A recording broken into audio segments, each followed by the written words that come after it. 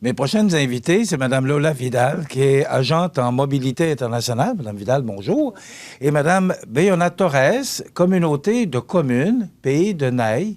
Bonjour, Mme Torres. Bonjour. Bienvenue chez nous. Merci. Parce que vous venez tout juste d'arriver avec une délégation de jeunes gens qui vont peut-être vouloir rester chez nous et travailler chez nous. Est-ce que c'est l'objectif? C'est un des objectifs. OK. Madame Vidal, d'abord, vous êtes agente en mobilité internationale. Qu'est-ce que c'est exactement qu'une agente en mobilité internationale? Alors, une agente en mobilité internationale à la MRC de Montmagny a pour mandat principal déjà d'accompagner les entreprises dans le recrutement à l'international. Et vraiment, le but, c'est d'attirer et de faire en sorte de retenir en fait des talents pour qu'ils viennent s'installer sur notre territoire. OK. Est-ce que c'est le pendant de communauté de communes pour votre travail? Est-ce que c'est la même chose que Mme Vidal? Pas exactement. Non? Expliquez-nous exactement vos fonctions. Dans notre territoire, on est vraiment versé par tout ce qui est européen, dans le programme Erasmus. Donc, on travaille dans ces échanges d'établissements, dans des savoir-faire des établissements et des échanges des pratiques. Et après, grâce à cet échange qu'on a réalisé avec le Québec, on a ce projet-là également. Et donc, c'est vraiment pour accompagner nos jeunes à l'international dans leurs propres projets ou dans les projets comme celui-ci qui a été réfléchi par des techniciens et qui leur a été proposé à eux-mêmes. Maintenant, vous venez nous parler là, parce que c'est plusieurs jeunes, là, et on dit le but étant de permettre à des jeunes en difficulté d'insertion professionnelle des deux pays, soit le nôtre et le vôtre, de découvrir les opportunités qui s'offrent à eux, de les inciter à réintégrer le marché de l'emploi ou d'intégrer une formation professionnelle. Moi, je trouve ça extraordinaire, là, parce qu'on sait que, je ne sais pas chez vous, madame, mais ici, la pénurie de main-d'œuvre est... Je pense que je peux utiliser le mot grave. On parlait des palais de justice tout à l'heure. On a un problème de main-d'œuvre. Madame Vidal, quel est l'objectif recherché d'amener ces gens ici? Parce que là, ils vont retourner chez eux, là. Est-ce qu'ils vont revenir? Ah ben on espère. En tout cas, le but, c'est vraiment de générer un coup de cœur pour eux. On veut vraiment qu'ils se sentent bien ici, qu'ils voient qu'il y a vraiment des opportunités intéressantes, que ce soit en termes de formation ou en termes professionnels. Le but, c'est que justement, ils aient envie de revenir, qu'on leur propose soit un stage, soit un emploi, et qu'ils aient envie de venir s'installer, que ce soit sur le moyen terme, voire sur le long terme, même si ça reste quelque chose de temporaire. S'ils reviennent ensuite en France, au moins ce seront de bons ambassadeurs de notre territoire. OK. Est-ce que... ils sont combien? Ils sont 4. Il y a Okay. 4 Québécois et 4 Français. C'est pas énorme, mais en même temps, c'est des jeunes qui sont ni en emploi, ni en formation, ni aux études. Donc au Québec, il y en a pas beaucoup des jeunes comme ça. Donc c'est vrai que c'est pas beaucoup, mais c'est également la première fois qu'on fait ça. Donc on espère que par la suite, si on réitère l'expérience, on essaiera de faire en sorte qu'il y ait plus de participants. Madame Torres, est-ce que vous vivez le même problème de pénurie de main-d'œuvre Ça dépend. Dans certains domaines, oui. Dans certains métiers, ça existe la même chose. D'autres pas. Donc, c'est vrai que les établissements de formation professionnelle sont en train de travailler avec les entrepreneurs pour mettre en face le travail avec la formation. Est-ce que si on amène 4 personnes du pays de Naï ou 4 personnes du Québécois, ça veut dire que 4 risquent de s'en aller chez vous et 4 risquent de revenir ici. On n'est pas plus avancé. Il nous manque encore du monde. Expliquez-nous exactement l'objectif là, que vous recherchez. Est-ce qu'à un moment donné, cet échange-là pourrait grandir et avoir plus de monde pour... En tout cas, pour nous aider à nous, là, bien évidemment. Ton problème de main-d'œuvre. En tout cas, ça, c'est un projet de mobilité internationale parmi d'autres. En tout cas, on espère que par la suite, il y ait plus de personnes qui puissent y participer. On est assez sûr de notre côté que les Québécois vont vouloir revenir puis travailler ici. Mais en tout cas, s'ils ont envie de connaître autre chose, il y a vraiment cette volonté de la part de la MRC d'être ouvert sur le monde et de pouvoir proposer aux jeunes une mobilité et d'avoir une opportunité de découvrir autre chose. Donc après, ça reste de leur choix. On n'a pas de doute que peut-être qu'à terme, ils reviendront ici, mais en tout cas, c'est quelque chose de très bénéfique et de très positif pour eux d'avoir la possibilité de voir autre chose. Je vois les jeunes qui participent actuellement au projet, ce sont des jeunes qui ont déjà travaillé ici, mais qui ont vraiment besoin d'être stimulés d'une autre façon et de voir comment ça se passe ailleurs. Et ils peuvent être tout à fait intéressés pour rester en France, mais ils peuvent aussi très bien se dire « Ah ben en fait, on ne s'était pas rendu compte qu'au Québec… on a quand même beaucoup de chance, puis on est privilégié, puis on a plus d'opportunités professionnelles. Donc ça peut être aussi un déclic pour eux. Et c'est aussi ça le but. Pourquoi le Pays de Neige et pourquoi Montmagny? C'est depuis... c'est une recherche de différents partenariats au niveau de France au Québec. Et c'est Dans le temps, c'était à l'Auvergne. Moi, je me souviens qu'on a fait beaucoup d'échanges. Voilà. Avec Montmagny en Auvergne. Et donc, ce sont des territoires qui sont similaires au niveau géographie, et au niveau façon économique, au niveau culturel aussi. Il y a beaucoup au niveau de la communauté de communes des MRC, au niveau des prestations de services, ils sont assez similaires. Donc, c'est quelque chose qu'au départ, c'est devenu petit à petit et c'est vraiment que ça construit vraiment une coopération assez importante.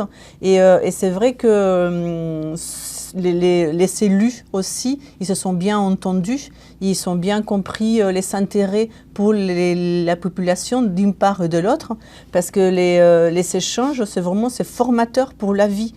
C'est pas uniquement que les jeunes ils veulent travailler dans un lieu ou un autre. Il faut qu'ils soient heureux et qu'il faut qu'ils soient vraiment riches de leurs connaissances et qu'ils s'apprennent vraiment à se débrouiller pour n'importe quelle intempérie qui puisse s'offrir dans le futur. Et des projets comme celui-ci, ça peut leur céder, ça peut leur ouvrir des fenêtres qu'éventuellement eux, ils ne savaient pas envisager. En France, surtout en Europe, en Europe en général, les projets internationaux, ça sert à ça aussi, pour que les jeunes des territoires ruraux, comme sont les nôtres, puissent participer à des projets que normalement, dans les grandes capitales, à Paris, à Bordeaux, à Toulouse, à Lyon, peu importe, c'est des projets évidents, c'est des projets au quotidien, mais pas dans les petits territoires comme les nôtres.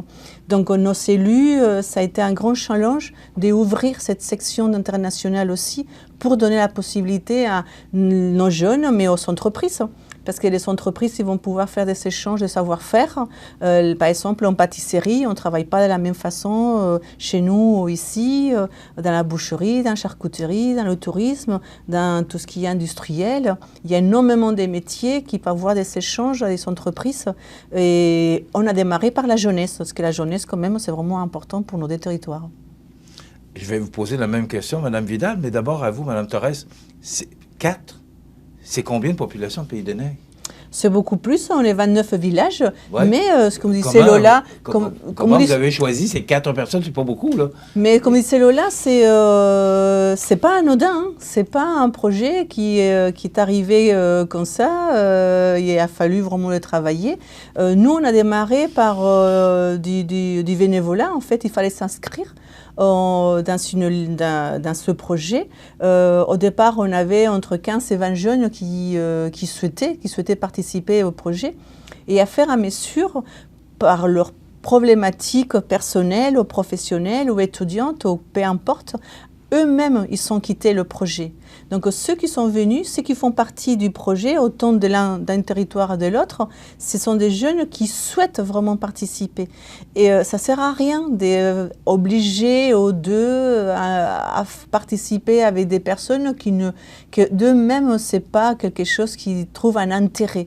Là, vraiment, nos jeunes, c'est vraiment, ils sont impliqués depuis le départ dans le projet, depuis le mois de janvier. On fait différents échanges par visioconférence, on fait des pages Instagram.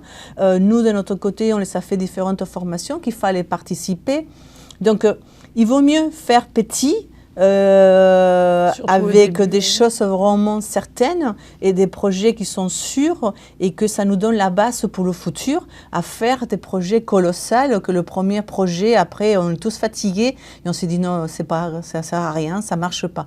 Donc, il faut toujours faire des choses concrètes, pas simples, mais des choses vraiment concrètes et il y a un volume humain et à mettre un socle important pour le futur. Madame Vidal? Oui, moi j'ajouterais que, comme Bégonia le disait, c'est qu'en fait il y avait vraiment cette volonté de prendre des jeunes qui soient réellement motivés et avec qui on était certain que voilà, ça allait bien se passer. On voulait aussi, c'est la première fois qu'on le fait, mais on veut que ce soit un succès. Donc on prend des jeunes qui sont motivés, qui peuvent s'impliquer, qui voilà, peuvent gérer un mois, parce qu'encore une fois, on parle de jeunes qui sont en difficulté d'insertion professionnelle. Il faut qu'ils tiennent un mois sur la durée parce que c'est 2 semaines de stage exploratoire en entreprise, de visite d'entreprise et de visite de formation ici à Montmagny, et ensuite ce sera 2 semaines, on fera la même chose en France. Donc il faut qu'ils arrivent à durer là-dedans, puis il faut qu'il y ait cette volonté de mobilité, puis d'implication. Donc c'est vrai que 4, c'est pas beaucoup, mais je peux vous assurer que pour gérer et créer tout ça, c'est quand même beaucoup de travail. Donc on est content qu'on commence par 4 personnes. Et une fois que ce sera un succès, là déjà on attirera beaucoup plus de personnes et on pourra faire un petit peu plus gros. Mais c'est vrai que la volonté de base, c'était vraiment de faire un succès de cette mission. Donc peut-être commencer plus petit, mais après on aura le temps de s'élargir. Ce que je comprends, c'est, si j'ai bien compris, Mme Thorez, c'est qu'il pourrait y avoir d'autres échanges dans le futur, mais dans d'autres domaines. Là, on parle du secteur manufacturier, ce que j'ai bien compris. Non, c'est pas que le manufacturier, c'est vraiment plusieurs secteurs d'activité. Oui, tout à fait. On a la boulangerie, on a la vente, on a l'environnement, on a l'immobilier, on a l'esthétique. On a vraiment plusieurs secteurs d'activité. On a demandé à nos jeunes, en fait, dans quel métier ils aimeraient s'investir, et on a choisi les entreprises en fonction de leurs intérêts. OK. Ce sont eux qui ont choisi leur entreprise? Non, ils ont choisi les secteurs d'activité. Ouais. Okay. Et nous, on a choisi les entreprises. Comment vous allez mesurer cet échange-là? Parce que vous recherchez, c'est un succès, bien sûr. Vous allez mesurer ça comment? Alors déjà, on va faire un suivi... Par les employeurs? On va faire dans les deux... à partir des 2 parties, on va dire. C'est-à-dire qu'on va on va faire un suivi avec les employeurs. On va faire un suivi avec les jeunes également, que ce soit les jeunes québécois et les jeunes français.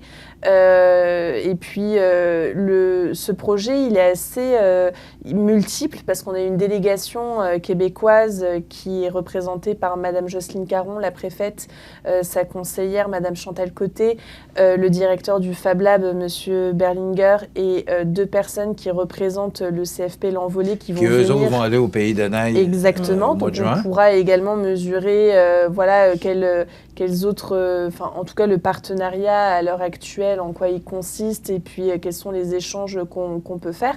Donc je pense que voilà, on va le mesurer de cette façon, et puis on va voir également quel jeune a pu réintégrer le marché de l'emploi, dans quelles conditions, dans quel pays. Donc on aura un suivi en tout cas de plusieurs mois qui est prévu. Pourquoi le Pays de Neige?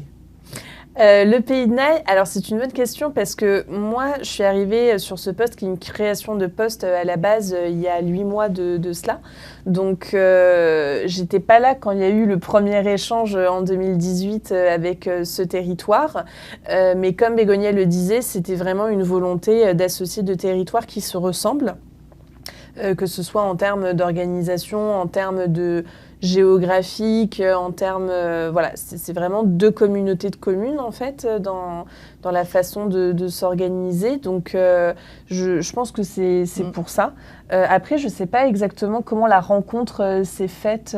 Au niveau national, en France et au Québec, au niveau national, ils savaient démarrer à faire des échanges bilatéraux au niveau des différentes régions, et ça a été des propositions au niveau national. Donc, il fallait se placer en fonction des différents intérêts, et ils ont réussi à trouver des régions qui étaient similaires, et ils les sont mis en commun. C'est comme nous, on est en train de faire, ce que vous demandiez tout à l'heure, qu'est-ce que ça va devenir après le projet. Par exemple, on peut imaginer faire des échanges d'établissements. Par exemple, il y a des étudiants au niveau, par exemple, je sais pas, tout ce qui est agriculture, horticulture, tout ce qui est boulangerie, pâtisserie. Nos établissements professionnels, ils sont riches dans ces savoir-faire et avec des méthodes complètement différentes que les vôtres. Donc cet intérêt-là, ça peut être vraiment important, ça peut être vraiment riche de partir dans ce sens-là, faire des échanges, ou que par exemple, les jeunes chez nous, ils font par exemple parfois des stages de 6 mois, au lieu que ça soit fait une partie, nous on le voit souvent en Europe, parce qu'ils sont obligés de partir à l'étranger, pourquoi pas, ils pourraient venir également ici au territoire.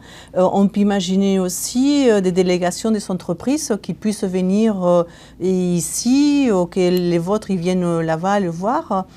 Il y a des idées plein, on peut construire, on peut faire énormément des échanges au niveau culturel, au niveau touristique. Il y a vraiment... Oui, un espace pour apprendre l'un de l'autre. Il y a une grande ouverture, ce que je comprends. Exactement. Rapidement, est-ce qu'il y a d'autres démarches que vous faites?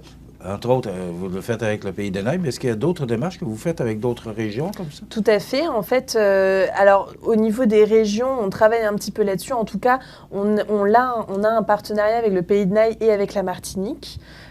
Pour la France, on a créé des partenariats également avec des lycées professionnels dans plusieurs régions de France et avec des universités également en fonction des besoins des entreprises. Donc c'est pour ça que c'est important que les entreprises de la région, lorsque elles ont des besoins en termes de main-d'œuvre, puissent se rapprocher du service de mobilité internationale, expliquer leurs besoins et nous, en fonction de ça, on peut établir des partenariats avec des lycées professionnels et des universités, voire des territoires. À l'heure actuelle, c'est vraiment avec le Pays de Naï et la Martinique, mais on est ouvert à vraiment s'ouvrir le plus possible au monde. Puis on a des partenariats également avec des chambres de commerce et d'industrie à l'international, notamment avec le Danemark, la Lituanie, le Costa Rica et un autre pays... Danemark, Lituanie, Costa Rica, puis on a un autre pays d'Europe qui m'échappe. Mais ce qui est important de retenir, c'est qu'il y a d'autres démarches qui voilà, sont entreprises. On fait vraiment... Rapidement, pour bien connaître comment ces gens-là travaillent par rapport à nous, connaître leur procédé. Exactement, puis attirer des talents mondiaux chez nous. Bravo pour ce que vous faites. Merci. Et bonne continuité. Puis, on espère qu'un jour, là c'est 4, on espère qu'un jour ce sera 44 ou 444. Oui, 444, c'est beaucoup. Et c'est vraiment fantastique, je trouve ça merveilleux comme démarche. Madame Lola Vidal, qui est agente en mobilité internationale. Madame Beonia Torres, j'espère que je le prononce bien, communauté de communes Pays de Naï. Voilà, c'était nos invités dans le cadre d'un échange socio-professionnel France-Québec à Montmagny. On s'arrête dans quelques instants, la chronique La Pouponnière et José Soucy, les grands titres de l'actualité.